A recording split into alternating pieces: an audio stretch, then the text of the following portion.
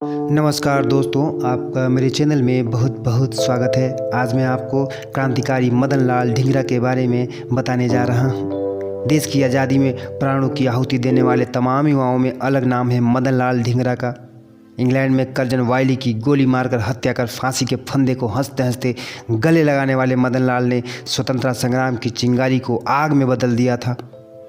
स्वाधीनता के लिए संघर्ष हेतु मदन लाल ढींगरा के तरीके से कोई सहमत हो ना हो, लेकिन इससे इनकार नहीं किया जा सकता कि वह भगत सिंह जैसे शहीद आजम के लिए प्रेरणा का स्रोत बने और उधम सिंह जैसे क्रांतिकारियों के लिए पथ प्रदर्शक।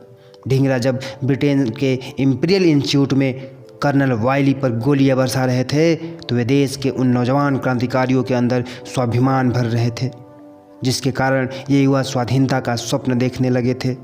ऐसे नौजवानों की बहुत बड़ी जमात उस वक्त देश में थी, जिसको ढींगरा ने अपने कृत्य से प्रभावित किया। मदन लाल ढींगरा भी चाहते तो अपने भाइयों की तरह ऐशो आराम की ज़िंदगी बसर कर सकते थे। वह अपने 7 भाइयों में 6वें नंबर पर थे। कॉलेज के दिनों में ही उनके अंदर स्वराज की भावना घर करने लगी थी। महात्मा गांधी ने तो बाद में स्वदेशी को स्वराज की आत्मा बताया, लेकिन उसके पहले से ही मदन लाल ढींगरा इसको जीने लगे थे। उन्होंने छात्र जीवन में ही कॉलेज की कोट का बहिष्कार कर दिया था। उन्होंने उसका कपड़ा ब्रिटेन से आया था। उनके इस कदम ने अन्य छात्रों के अंदर भी स्वदेशी की भावना जगाई। कॉलेज प्रशासन ने उन पर कार्रवाई की और कॉलेज से निकाल दिया, लेकिन वह स्वदेशी को लेकर अड़े रहे, जिसके बाद उनके बड़े भाई ने उनको पढ़ाई के लिए लंदन भेज दिया। लंदन में भी स्वदेशी मन।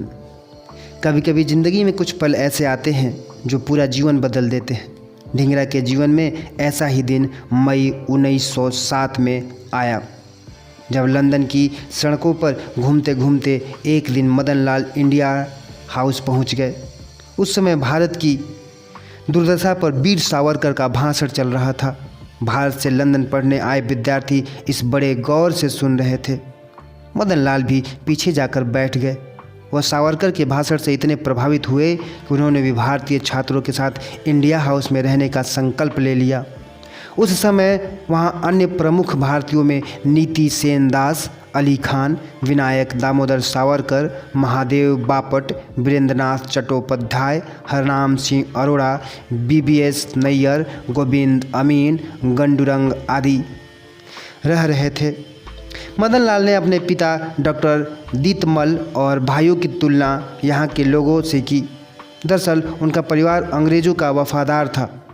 उनको महसूस हुआ कि कितना फ़र्क था इनमें और उनके पिता एवं भाइयों में। बस यहीं से हुआ मदन लाल के मन में अंग्रेज़ों के प्रति नफरत पनपने लगी और वह भारत की आज़ादी के लिए दृढ़ संकल्पित हो गए।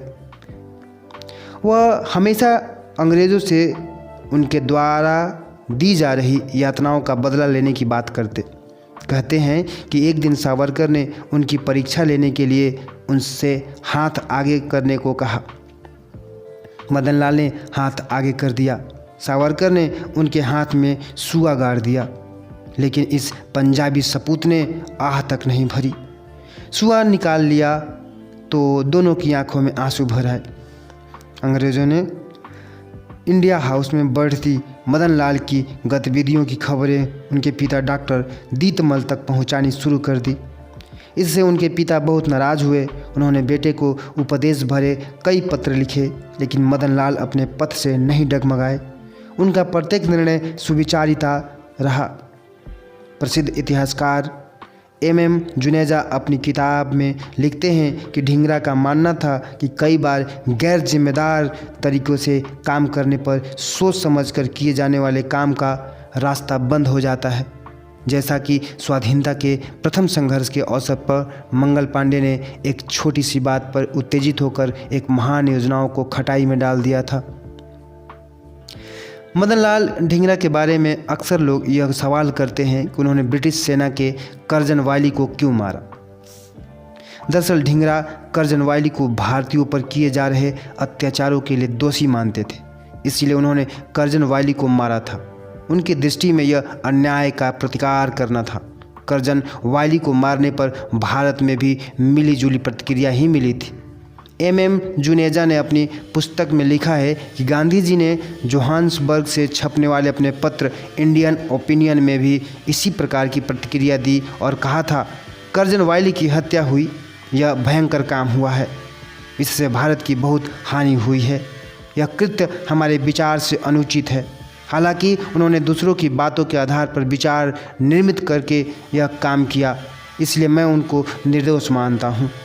दूसरी ओर इंडिया हाउस के संस्थापक श्यामाजी कृष्ण वर्मा की नज़रों में उन्होंने वह काम किया था जो साम्राज्यवाद के शिकार अन्य देशों के लिए भी प्रेरणा स्रोत बना। इतिहास इस बात का गवाह है कि मदन लाल शायद एकमात्र ऐसे क्रांतिकारी शहीद हैं जिनके स्वजनों ने उन्हें अपने वंश को कलंकित करने वाला बताया। शायद इसी कारण क्रांतिकारियों का इतिहास लिखने वाले श्री कृष्ण सरल को लिखना पड़ा। क्या हुआ जब मदन लाल ढींगरा को स्वयं उनके पिता और भाइयों ने अस्वीकार कर दिया, पर करोड़ों भारतीयों ने तो उन्हें अपनी पूरी श्रद्धा के साथ अपना लिया है। सारे संसार में जहाँ जहाँ भारतीय थे, मदन लाल ढींगरा उन सब के प्रिय बन गए। जय हिंद, जय भारत।